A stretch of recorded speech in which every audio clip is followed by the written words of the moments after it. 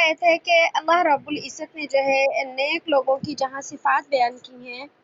تو ان صفات کے اندر پہلی صفت ہے اللہ کے وعدے کو پورا کرنا، اور اللہ کے وعدوں کے اندر آتا ہے کہ عالم ارواح کے اندر جو انسان کی روحوں نے اللہ سے رب ہونے کا وعدہ کیا ہے اس وعدے کو مانا جائے، پورا کیا جائے اور اسی کو رب مانا جائے۔ اور دوسرے نمبر پر اللہ نے جو ہم سے فرض پورا کرنے کے یعنی عبادات کا وعدہ لیا ہے کہ میری بندگی کرو گے، اس وعدے کو پورا کیا جائے۔ تیسرے نمبر پر اللہ نے جو ہمیں یہ حکم دیا ہے کہ انسان جو ہے گناہ نہیں کرے گا، اس وعدے کو جو ہے وہ پورا کیا جائے۔ اور اس کے علاوہ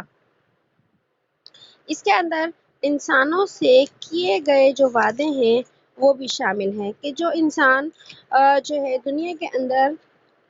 دوسروں سے جو وعدے کرتا ہے اور جو ہے وہ دوسروں سے کسی چیز کا عہد کرتا ہے، اس عہد کو جو ہے وہ پورا کرے۔ آگے آپ فرمائے وَلَا يَنقُضُونَ الْمِيثَاقَ کہ ان عقل مند اور نیک لوگوں کی نشانی یہ ہے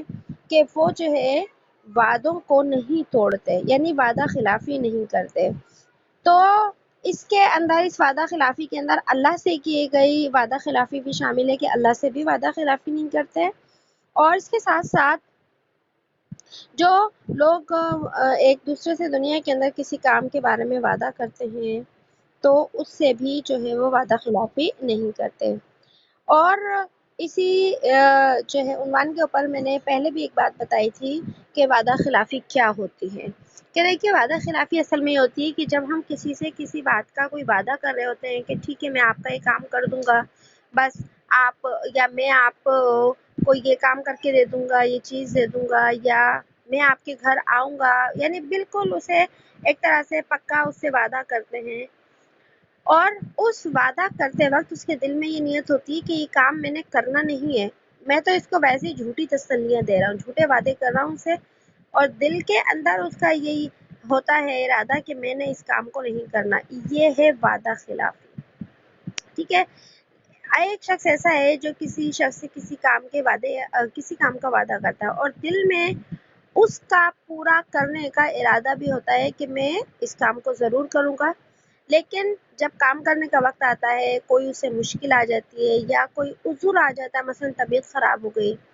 یا کوئی اور اس کی مجبوری آ گئی، تو یہ اس طرح وعدہ خلافی کے اندر شامل نہیں ہوتا۔ اور اس کے ساتھ ساتھ ایسے شخص کے لیے آتا ہے کہ اگر اس نے کسی شخص سے وعدہ کیا ہے اور وہ اس کام کو پورا نہیں کر پا رہا تو اسے چاہیے کہ وہ اس شخص کو پہلے ہی بتا دے، وقت سے پہلے ہی ہو سکے تو بتا دے کہ میں نے بہت کوشش کی لیکن میں یہ کام نہیں کر پایا، یہ جو میں نے آپ سے وعدہ کیا تھا میں اس کو پورا نہیں کر پا رہا ہوں، تو انسان وعدہ خلافی کے گناہ سے جو ہے وہ کیا ہوتا ہے بچ جاتا ہے۔ اس کے بعد جو ہے آگے دوسری جو ہے وہ آیت بیان فرمائی یا دوسری نشانی بیان فرمائی والذین یصلون، اور جو لوگ ملاتے ہیں جس کو اللہ نے ملایا، جس کو اللہ نے ملانے کا جو ہے وہ کیا دیا حکم دیا ہے، اور وہ ڈرتے ہیں اللہ سے۔ اب یہاں پر صلہ رحمی جو ہے وہ ذکر ہے کہ یہ لوگ جو ہیں وہ کیا کرتے ہیں صلہ رحمی کرتے ہیں۔ صلہ رحمی کرنے کا مطلب کیا ہے؟ رشتہ داروں سے جو ہے وہ تعلقات رکھتے ہیں۔ اللہ تعالیٰ نے رشتہ داروں کے حوالے سے جو انسان کو حکم دیے ہیں کہ ان کے ساتھ کیا کریں، خیر خواہی کریں، اور جو ہے خیر خواہی کے ساتھ ساتھ ان کے ساتھ ہمدردی کا معاملہ کریں، اور اس کے ساتھ ساتھ جو ہے ان کی کوئی مالی مدد کر سکتے ہیں تو ان کی مالی مدد کر دیں، یہ ہے صلہ رحمی کے اندر۔ صلہ رحمی کا عنوان پہلے بھی آیا ہے، میں بہت تفصیل سے اس کو پہلے بھی سمجھا چکی ہوں کہ صلہ رحمی کسے کہتے ہیں۔ ایک ہمارے حساب سے صلہ رحمی ہوتی ہے اور رشتہ داروں سے رشتہ داری توڑنا ہوتی ہے، لیکن ایک شرعی اعتبار سے ہوتی ہے کہ صلہ رحمی کسے کہتے ہیں۔ دوبارہ سے تھوڑی سی تفصیل بتا دیتی ہوں کہ دیکھیے شریعت نے جس طرح رشتہ داروں سے رشتہ داری جوڑنے یعنی صلہ رحمی کا حکم دیا ہے، اسی طرح کچھ رشتہ دار ایسے بھی ہیں جن سے شریعت نے قطع رحمی کا حکم دیا، یعنی ان سے تعلق کو توڑ لیا جائے۔ ہر رشتہ دار سے صلہ رحمی کا حکم نہیں ہے کہ اب ایسے رشتہ دار جو کہ کیا ہے، اعلانیہ گناہ کرتے ہیں، اعلانیہ جو ہے وہ اللہ کی کیا کرتے ہیں، نافرمانی کرتے ہیں، اور اس کے اوپر شرمندہ بھی نہیں ہوتے بالکل۔ دیکھیں ایسے لوگ ہیں مثلا اعلانیہ سود کھاتے ہیں، وہ سود آتا ہے، سود کو وہ نہ حرام سمجھتے ہیں نہ اس کے اوپر کوئی شرمندہ ہے۔ کوئی ایسا رشتہ دار ہے جن کے گھر شراب پی جاتی ہے اور وہ اس چیز کے اوپر جو ہے کوئی نہ شرمندہ ہیں، نہ اپنی عادتوں کو بدلنے کے لیے تیار ہیں، یعنی اعلانیہ ایسے گناہ کرتے ہیں ان کے اور وہ ان کے اوپر کسی قسم کی شرمندگی بھی نہیں رکھتے، تو شریعت نے ایسے رشتہ داروں سے دور رہنے کا حکم دیا ہے، اور ایسے رشتہ دار جو کہ اور کسی طرح کے غلط یا حرام کام کرتے ہیں تو ان سے دور رہنے کا حکم دیا ہے۔ یعنی وقت ضرورت کوئی موقع پڑتا ہے تو ان سے تھوڑا بہت تعلق رکھا جا سکتا ہے، لیکن ان سے دلی دوستی تعلق ان کے ساتھ اس طرح گھل مل جانا شریعت نے بالکل منع کیا ہے۔ تو خلاصہ نکلا کہ رشتہ داری کو جوڑنے کا حکم دیا گیا ہے، لیکن بعض رشتہ داروں سے دور رہنے کا بھی جو ہے وہ حکم دیا گیا ہے۔ تو پہلے قسم میں نے آپ کو بتا دی جن رشتہ داروں سے دور رہنا ہے۔ دوسرے نمبر پر وہ رشتہ دار جن سے ہم نے کیا کرنا ہے، رشتہ داری جوڑنی ہے، دوسری قسم کے رشتہ دار ہیں۔ اب دیکھیے رشتہ داری جوڑنے کا طریقہ کیا ہوتا ہے۔ رشتہ داری جوڑنے کا طریقہ یہی ہے کہ اگر وہ ملیں تو سلام کر لیا جائے، اگر وہ سلام کرتے ہیں تو جواب دے دیا جائے، اگر وہ بیمار ہیں تو ان کی عیادت کی جائے، اگر وہ مر جائیں تو ان کی تعزیت کی جائے، اگر ان کے گھر میں کوئی دعوت ہے، کھانے پینے کی جیسے دعوت ہوتی ہے، شادی کی ہے ویسے کوئی دعوت ہے، اور اگر وہ دعوت دیتے ہیں تو ان کی دعوت قبول کی جائے، لیکن شرط یہ ہے کہ وہ دعوت شرعی ہونی چاہیے۔ جیسے ہمارے معاشرے میں لوگوں کے ہاں دعوتیں ہوتی ہیں، شادیاں ہوتی ہیں، لیکن شادیوں میں کھلے عام اللہ کی نافرمانی ہوتی ہے، ناچ گانا ہو رہا ہے، اور اسی طریقے سے اور بھی بہت سے گناہ ہو رہے ہیں، تو ان گناہوں کی وجہ سے ان شادیوں میں جانا ترک کیا جا سکتا ہے۔ جہاں کھلے عام گناہ ہو رہے ہیں بلکہ وہاں تو جانا ہی نہیں چاہیے۔ ہاں ایسا رشتہ دار ہے جس نے گھر میں کوئی دعوت کی ہے اور اس دعوت میں کوئی بے پردگی بھی نہیں ہے، کچھ بھی نہیں ہے، تو ایسی دعوت کو قبول کر لینا چاہیے۔ اور بعض لوگ ہوتے ہیں نا کہ ان سے تھوڑی سی انبن ہو جاتی ہے، ناراضگی ہو جاتی ہے، تو پھر وہ کہتے ہیں نہیں جی ہم نے تو کیا کیا، ان سے مرنا جینا ختم کر دیا،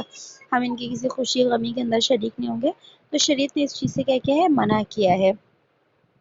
تو یہ مختصر سی تفصیل بتا دی ہے۔ اور اگر کسی کا یوں ہوتا ہے کہ ہر انسان کے حالات الگ الگ ہوتے ہیں، جب کسی کے ساتھ کوئی ایسا مسئلہ پیش آئے تو وہ کسی عالم سے جو ہے اپنے اس مسئلے میں رہنمائی لے لے کہ میرے فلاں رشتہ دار ہیں، مجھے ان کے ساتھ کیسا تعلق رکھنا چاہیے۔ تو مختصر سی بات میں نے آپ کو بتا دی کہ اللہ نے فرمایا ہے کہ وہ صلہ رحمی کرتے ہیں ان کے ساتھ جن سے اللہ نے صلہ رحمی کرنے کا جو ہے وہ کیا دیا ہے، حکم دیا ہے۔ اور اس کے بعد ان لوگوں کی چوتھی صفت اللہ نے بیان فرمائی، یخشون ربہم، کہ وہ لوگ کیا کرتے ہیں، اللہ سے ڈرتے ہیں۔ یخشون، اللہ سے کیا کرتے ہیں، ڈرتے ہیں۔ اب خشیت یہاں پہ دیکھیے خشیت ہے، خشیت کا معنی کیا ہوتا ہے کہ ایسا ڈر، ایسا ڈر جیسے جس کے اندر کیا ہو، ایک خوف تو ہو لیکن وہ خوف ایسا نہ ہو جیسا کہ انسان کسی درندے سے جانور سے ڈرتا ہے۔ دیکھیے جو نقصان پہنچانے والی چیزیں ہیں، انسان کو چیر پھاڑ کرنے والے جانور ہیں، انسان ان سے بھی ڈرتا ہے، لیکن ہمیں اللہ سے ایسا ڈر نہیں ہے۔ مومن کو اللہ سے کیسا ڈر ہوتا ہے، مومن کو اللہ سے ڈر ہوتا ہے ایسے جیسے کہ ہم اپنے ماں باپ سے ڈرتے ہیں، اور جیسے کوئی شاگرد جو ہے وہ اپنے استاد سے ڈرتا ہے۔ اب دیکھیے شاگرد استاد سے کیسے ڈرتا ہے، حالانکہ اسے پتا ہے کہ استاد میرا کیا ہے، محسن ہے، اولاد کو پتا ہے کہ ماں باپ کیا ہے، میرے خیر خواہ ہیں، میرے محسن ہیں، لیکن اولاد جو نیک اولاد ہوتی ہے وہ اپنے ماں باپ سے ڈرتی ہے کہ کہیں میرے غلط کام سے میرے ماں باپ ناراض نہ ہو جائے،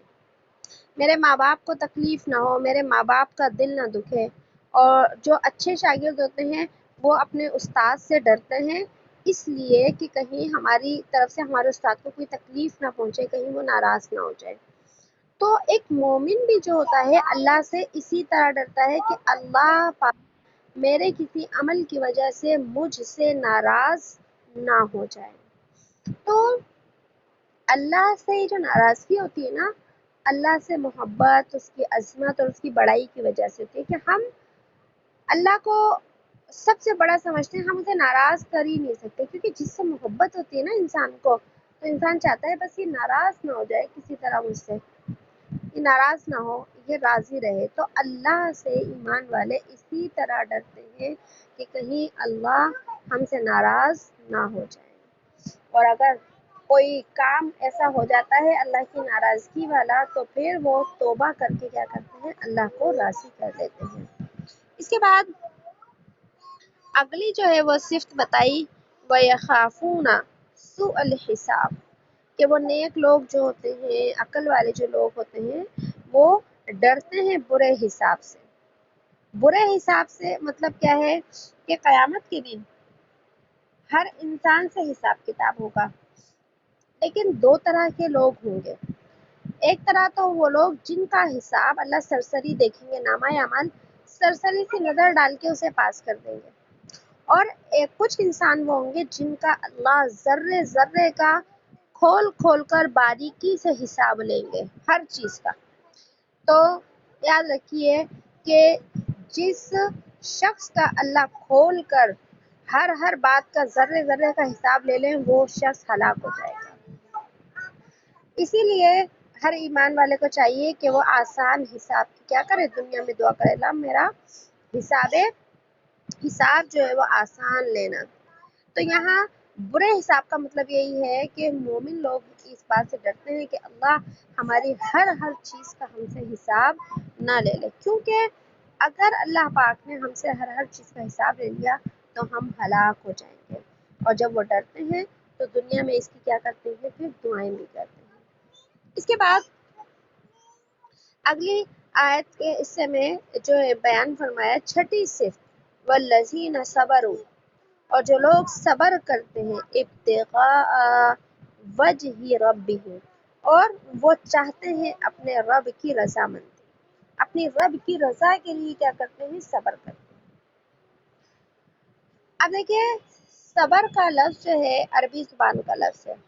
اور اس کو اردو کے اندر بھی جو ہے استعمال کیا جاتا ہے۔ ہمارے ہاں صبر کا مفہوم بہت چھوٹا سا ہے اردو میں، اور ہم صبر سمجھتے ہیں اگر کوئی مر جائے تو اس کے موت کو تھوڑا سا برداشت کر لینا، حوصلہ کر لینا، اس کو صبر کہتے ہیں۔ اور کوئی مصیبت آ گئی، کوئی مال کی تنگی آ گئی، کوئی تکلیف آ گئی، کوئی بیماری آ گئی، اس پر تھوڑا سا حوصلہ کر لینا، برداشت کر لینا، اسے صبر کہا جاتا ہے۔ لیکن جو ہے شرعی اعتبار سے صبر کی جو ہے نا 3 قسمیں ہوتی ہیں۔ ایک ہوتا ہے صبر علی الطاعت، صبر علی المعاصی، اور صبر علی المصائب۔ ٹھیک ہے، صبر علی المصائب کا مطلب کیا ہے، جو بھی کوئی مصیبت اللہ کی طرف سے آئے، چاہے وہ موت ہو کسی کی یا دکھ تکلیف ہو، اس کے اوپر صبر کر لینا۔ اور صبر علی الطاعت کا مطلب کیا ہے، نیکیوں کے اوپر صبر کر لینا۔ انسان نیکیوں کے اوپر صبر کیسے کرتا ہے، مطلب یہ کہ دیکھیں نیکیاں کرنا مشکل ہے انسان کے لیے، سردی کی راتوں میں صبح فجر میں اٹھ کر نماز پڑھنا، مسجد جانا ایک بڑا مشکل سا کام ہے۔ اب انسان کا دل بھی نہیں چاہ رہا، لیکن اس نے صبر کیا، اپنی آپ پر، اپنے دل کے اوپر صبر کیا کہ نہیں اللہ کا حکم ہے۔ یہ ہے صبر علی الطاعت، کہ نیکیوں کے اوپر صبر کرنا، کہ میرا دل نہیں چاہ رہا، میرا نفس نہیں چاہ رہا، مجھے بڑی مشکل ہو رہی ہے، لیکن میں نے اللہ کی خاطر، اللہ کی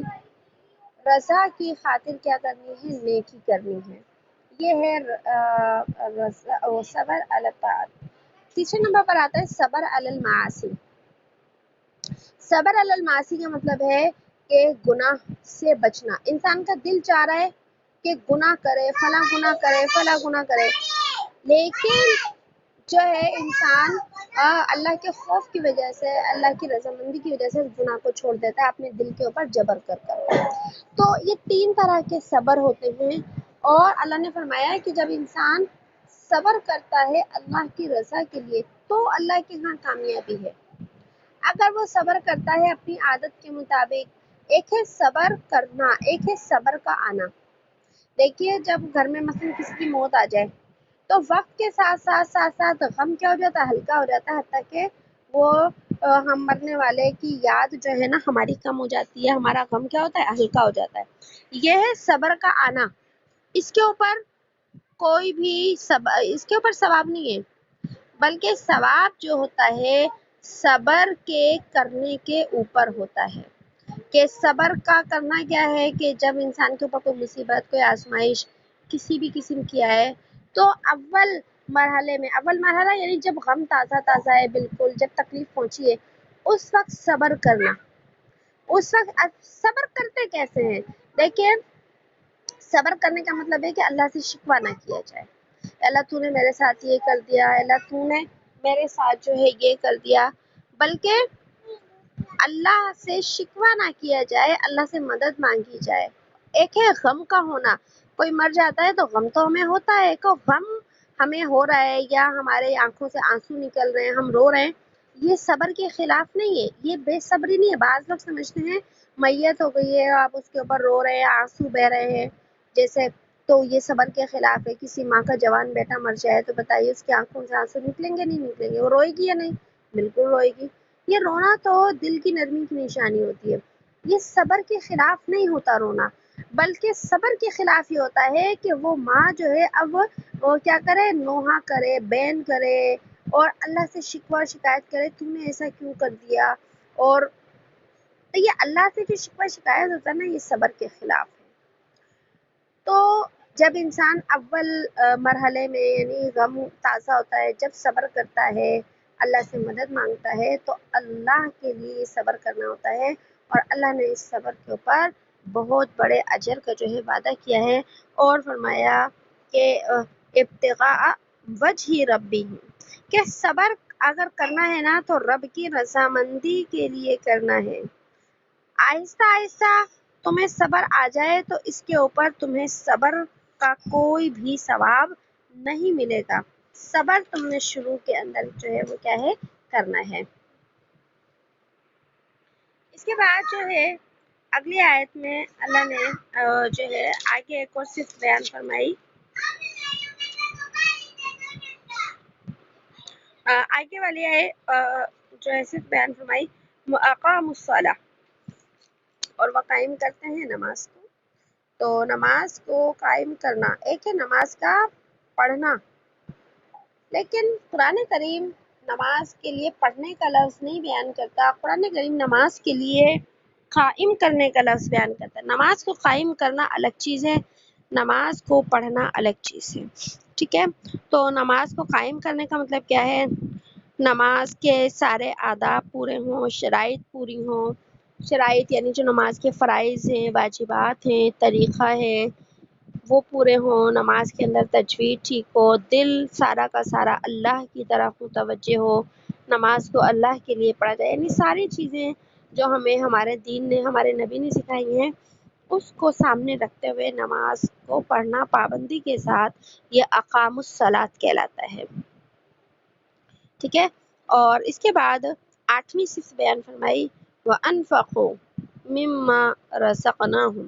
اور وہ خرچ کرتے ہیں اس میں سے جو ہم نے رزق دیا ان کو، سرًّا وعلانیۃً، چھپ کر اور ظاہری طور پر،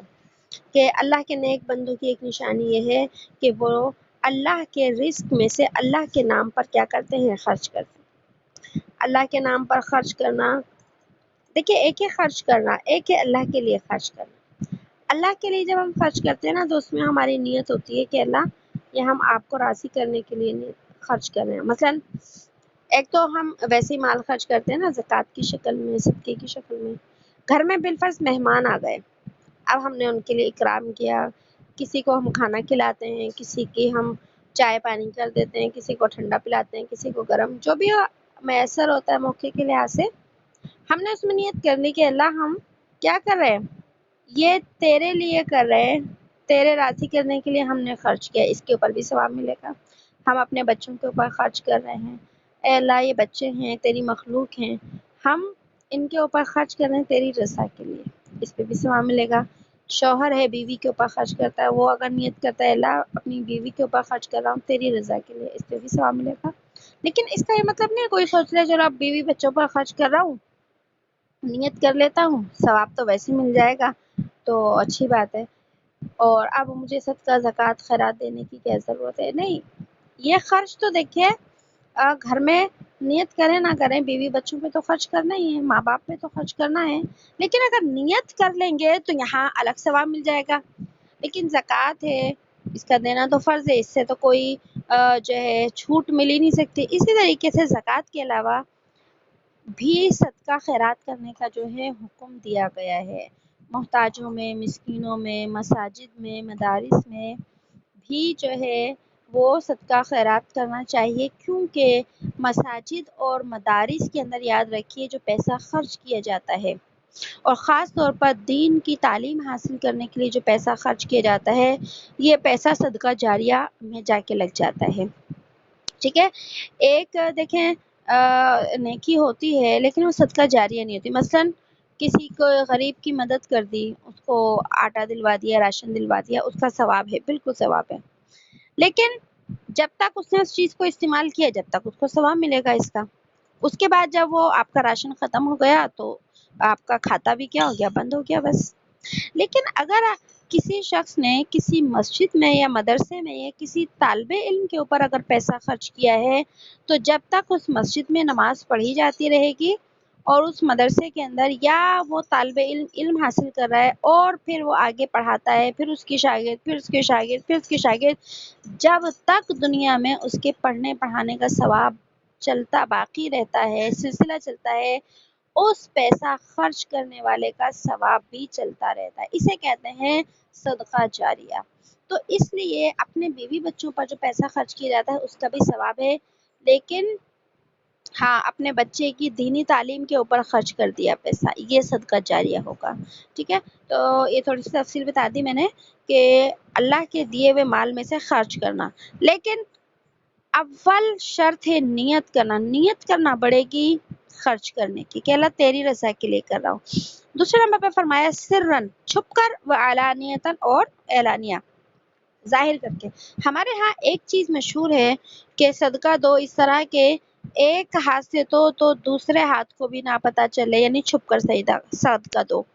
تو دیکھیے میں نے پہلے بھی بتایا ہے صدقہ دونوں طریقے سے دینا چاہیے، ظاہر کر کے بھی دینا چاہیے اور چھپ کر بھی دینا چاہیے۔ جہاں پر ظاہر کر کے دیکھیں، ظاہر کر کے جب صدقہ دیا جاتا ہے اس کا الگ فائدہ ہے، اور چھپ کر جب صدقہ دیا جاتا ہے اس کا الگ فائدہ ہے۔ جو انسان چھپ کر صدقہ دیتا ہے، ٹھیک ہے، چھپ کر صدقہ دیتا ہے یعنی کہ زیادہ لوگوں کو کسی کو نہیں پتہ چلتا، تو اس سے یہ کیا ہوتا ہے، اللہ کا غضب جو ہے مٹتا ہے، اللہ کا غصہ کیا ہوتا ہے، ٹھنڈا ہوتا ہے۔ لیکن جب انسان صدقہ ظاہر کر کر دیتا ہے، اور ظاہر وہ اس لیے کرتا ہے دوسروں کے سامنے دے رہا ہے کہ میں نے دیے نا تو اب دوسرا بھی کیا کرے گا، دوسرا بھی دے دے گا۔ بعض اوقات ایک شخص شروع کرتا ہے اور پھر دوسرے بھی اس کی دیکھا دیکھی کیا کرتے ہیں، دینا شروع کر دیتے ہیں۔ جیسے کوئی جلسہ ہے، محفل لگی ہے، کوئی بیان ہے، یا کوئی اور ایسی جگہ ہے جہاں بہت سارے لوگ ہیں، تو ایک شخص اس لیے دیتا ہے سب کے سامنے، بھائی میری طرف سے صدقہ ہے یا میری طرف سے یہ تعاون ہے کسی کے لیے، دینی کام کے لیے، تو اس کی نیت یہی ہوتی ہے میں دے رہا ہوں تو دوسرے بھی دیں گے، تو یہ بالکل جائز بھی ہے بلکہ خیر ہے۔ اب اگر کسی شخص نے صدقہ دیا اس نیت سے کہ لوگ دوسرے بھی دیں گے، اب جتنے باقی لوگ اس کی دیکھا دیکھی پیسے دے رہے ہیں ان سب کے صدقہ کرنے کا ثواب بھی اس شخص کو ملے گا، کیونکہ اس نے پہل کی تھی، باقی لوگوں نے اس کے پیچھے صدقہ دیا ہے، ٹھیک ہے۔ تو یہ والا کانسیپٹ بالکل غلط ہے کہ صدقہ دو تو کسی کو پتہ نہ چلے، نہیں، دونوں طریقے سے صدقہ دینا چاہیے۔ جہاں پر انسان کو یہ ہو کہ میرے اندر ایک ریاکاری آ جائے گی وہاں چھپ کر دے، اور جہاں دوسرے لوگوں کو ترغیب دینی ہو وہاں ظاہر کر کے صدقہ دے، ٹھیک ہے۔ اور جب انسان چھپ کر صدقہ دیتا ہے تو کیا ہوتا ہے کہ اللہ کے غضب اور غصے سے بچتا ہے، اور جب ظاہر کر کے صدقہ دیتا ہے تو آتا ہے کہ وہ بری موت سے بچتا ہے، اللہ سے بری موت سے کیا کرتے ہیں، بچاتے ہیں۔ اس لیے قرآن کریم میں بھی دیکھیں دونوں لفظ آئے، سرن چھپ کے بھی دیتے ہیں، وعلانیتاً، اور جو ہے وہ کھل کر بھی دیتے ہیں، ظاہر کر بھی دیتے ہیں تاکہ دوسروں کو کیا ہو، ترغیب ہو. اور جو ہے نفلی صدقات جو ہے اس میں خفیہ صدقہ دینا بہتر ہے اور افضل ہے، اور جو فرض ہیں واجب ہیں ان کو جو ہے دینا سب کے سامنے ظاہر کر کے دینا چاہیے، یہ زیادہ بہتر ہے. اس کے بعد نمی صرف تائی وَيَدْرَؤُونَ بِالْحَسَنَةِ السَّيِّئَةِ کہ وہ لوگ کیا کرتے ہیں، برائی کے مقابلے میں بھلائی کرتے ہیں. ان لوگوں کے لیے آخرت کا کیا ہے، گھر ہے. کیا مطلب، برائی کے بعد وہ نیکی کرتے ہیں، مطلب برائی کو بھلائی سے دور کرتے ہیں، یہ مطلب ہے دور کرتے ہیں بالحسنتی نیکی کے ساتھ السیئہ برائی کو. تو اس آیت کے دو معنی ہیں، دونوں ہی معنی ہو سکتے ہیں. ایک تو یہ کہ جو نیک لوگ ہوتے ہیں اگر کوئی ان کے ساتھ زیادتی کرتا ہے، دشمنی کرتا ہے، تو وہ اس کے ساتھ دشمنی نہیں نبھاتے بلکہ اس کی دشمنی ایک بدلے میں اسے دوستی نبھاتے ہیں. اگر کوئی اس کے ساتھ ظلم کرتا ہے بلا وجہ تو وہ جواب میں اس کے ساتھ ظلم نہیں کرتے بلکہ اس کو کیا کر دیتے ہیں، معاف کر دیتے ہیں. اب ایک دشمنی والی بات تھوڑی سی سمجھ لیجیے. دشمنی ایک ہے کوئی انسان کسی انسان سے دشمنی نبھاتا ہے، اس کے دشمنی کا مطلب ہے اس کے لیے برا سوچتا ہے، برا کرتا ہے، ٹھیک ہے، دشمنی ہو گئی. ایک ہے انسان کا دشمن، ایک ہے دین کا دشمن، اللہ کا دشمن، نبی کا دشمن، صحابہ کا دشمن. تو دیکھیے جو دین کا دشمن ہوتا ہے دینی حوالے سے اس سے کوئی بھی رعایت نہیں کرنی، ٹھیک ہے نا، اس سے کوئی بھی کسی بھی قسم کی رعایت نہیں ہوتی. یہاں جو ہے نا کہ وہ برائی کا یا دشمنی کا بدلہ بھلائی سے دیتے ہیں، تو اس سے دنیا کی اپنی ذات کی دشمنی اور برائی مراد ہے. یہ نہیں ہو سکتا کہ کوئی اللہ کے لیے جو ہے غلط جذبات رکھتا ہے، دشمنی نبھاتا ہے، جو نبی سے دشمنی، جیسے قادیانی ہے نبی سے دشمنی نبھاتے ہیں، اور شیعت ہے پوری یہ صحابہ سے دشمنی نبھاتی ہے. ہم سوچیں گے چلیں یہ برا تو کر رہے ہیں لیکن جو ہے ہم کیا کریں گے کہ ہم تو ان سے دوستی نبھائیں، ایسا ہرگز نہیں ہے. قرآن نے اس کی قطعاً اجازت نہیں دی، ٹھیک ہے. یہاں انسان کی اپنی ذاتی دشمنی رشتہ داری ہے، کوئی شخص ہمارے لیے برا سوچ رہا ہے لیکن کیا ہے کہ ہم اس کے لیے کیا ہے، جہاں تک ہے ہم تھوڑا سا اچھا سوچ رہے ہیں.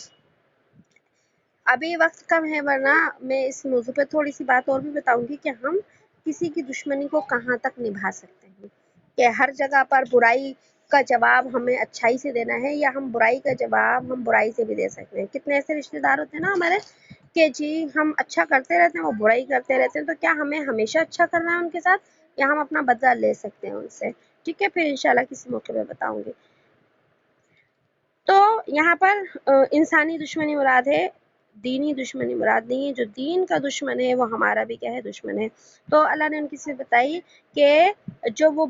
کوئی برا کرتا ہے تو اس کے ساتھ اچھا کرنے کی کوشش کرتے ہیں. اسی کے ساتھ ساتھ اگر وہ کوئی گناہ کر لیتے ہیں تو گناہ کے بعد وہ توبہ کر لیتے ہیں اور کوئی نیکی کرتے ہیں تاکہ ان کا گناہ جو ہے وہ کیا ہو جائے، مٹ جائے. تو اللہ نے فرمایا کہ ایسے لوگوں کا ٹھکانہ کیا ہے، اولئک لہم عقبی الدار، ایسے لوگوں کا ٹھکانہ جو ہے وہ آخرت کا گھر ہے. بس. اور آگے فرمایا جنات عدن، باغات ہیں ان کے رہنے کے، یدخلونہا، داخل ہوں گے اس میں، ومن صلح من آبائہم، بس، اور وہ داخل ہوں گے اس کے اندر. ومن صلح والی جو آیت کا ٹکڑا ہے انشاءاللہ میں اس کو کل پڑھاؤں گی کہ اس آیت کا کیا مطلب ہے. آج کے سبق ہم اتنا ہی رکھتے ہیں. اس آگے والی آیت میں تھوڑی سی تشریح ہوگی تو میں اس تشریح کو کل پڑھاؤں گی، آج کی میٹنگ کے اندر وہ تشریح پوری نہیں ہو سکے گی. سبحان اللہ وبحمدہ، سبحانک اللہم وبحمدک، نشہد ان لا الہ الا انت، نستغفرک ونتوب الیک. سبحان ربک رب العزة عما یصفون، وسلام علی المرسلین، والحمد للہ رب العالمین. السلام علیکم ورحمۃ اللہ وبرکاتہ.